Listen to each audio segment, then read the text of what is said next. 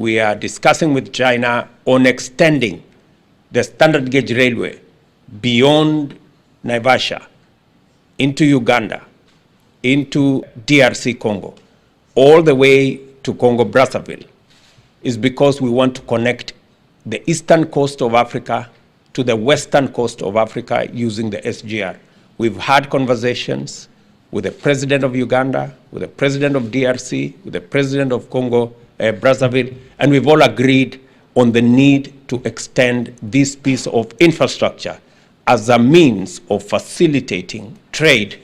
across our continent and making sure that companies like yourselves who set up in Kenya not only have access to the Kenyan market, but have also access to the East African market and the continental market, because we have made the decision that that is the way to go. As we look at the 1.4 billion people in China, we are equally looking at 1.4 billion people in Africa, and we want to connect. Within a very short time, China has risen rapidly and become Kenya's leading trading partner. Last year, Kenya's exports to China amounted to $230 million US, while Chinese exports to Kenya were valued at US $3.8 billion. Chinese companies in Kenya have invested immensely in critical sectors, including energy, construction, manufacturing. Yesterday, I paid a visit to one of the largest investors in the technology sector in Kenya, Huawei, who are supporting our economy and supporting our tech companies in Kenya. Again, a demonstration of true friendship between two peoples, our private sector, and also those of us running the public sector. In particular, I want to underscore the role of Chinese companies in introducing advanced technologies and technical expertise in the areas of telecommunication, in renewable energy, and in manufacturing. I was very pleasantly informed that one of the companies that signed an MOU this morning, I need to persuade them that there is an investment opportunity in e-mobility in Kenya. Let me say the following, that the government of Kenya will give priority to the company that is going to set up the manufacturing or assembly of e-mobility vehicles. And we are ready to put an order for government vehicles, at least 5,000 government vehicles for both our security agencies and also our administration officials,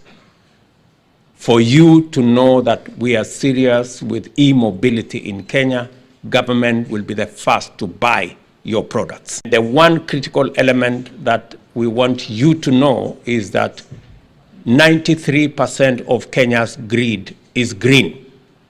And therefore, if you want a destination for green manufacturing that is equally responsible and sustainable and in harmony with our planet, then the right place to invest is in Kenya, because you get green energy and you get responsible manufacturing out of our ecosystem. The Concert Technopolis, which I am very happy that many of your companies have now identified as a destination for your startups and for your investment, enterprises, including business process outsourcing, science, life sciences, and bioengineering, pharmaceutical, as well as other engineering fields destination. I'm very proud that the companies that have signed in to join our Concert Technopolis ecosystem this morning, and I look forward to working with you as you set up camp in Kenya. Kenyan developers are highly competent and continue to sustain the country as a leading developer of software applications in both East and the African continent, and Kenya is immensely attractive investment and trading destination. Our competitiveness is as a result of highly advantageous geostrategic location, a history of peace, stability, and security, a track record of sustained investment and consistent effort to enhance efficiency, and a record of successful development cooperation with excellent friends, including China. I am delighted for the 11 companies which have launched the Kenya Nkonza Medical City, their $160 million special purpose investment vehicle, which arrives in Kenya on time to take advantage of our universal health coverage, as well as Zende Medical Company, who have also set up in Kenya. I want to appreciate your investment and look forward to working with all the investors that are working in Kenya. It is important to emphasize that we have taken resolute measures to significantly improve the business climate and transform the operating environment for enterprises through various interventions aimed at enhancing efficiency, security, regulatory quality, and major improvements in governance, and in making sure that your investments are protected by law, by the government of Kenya, as a strategic intervention to promote greater private sector investment in development projects. Kenya has established a now robust public-private partnership framework, and just last week I signed into law the privatization bill that will make it much more easy for the private sector to engage with government in some of the projects and programs and initiatives to de-risk some of your investments. I know when you go into a new area, you want a reliable partner to invest with you. And that is why you heard my principal secretary say, our Kenya Development Corporation, whenever you are in doubt,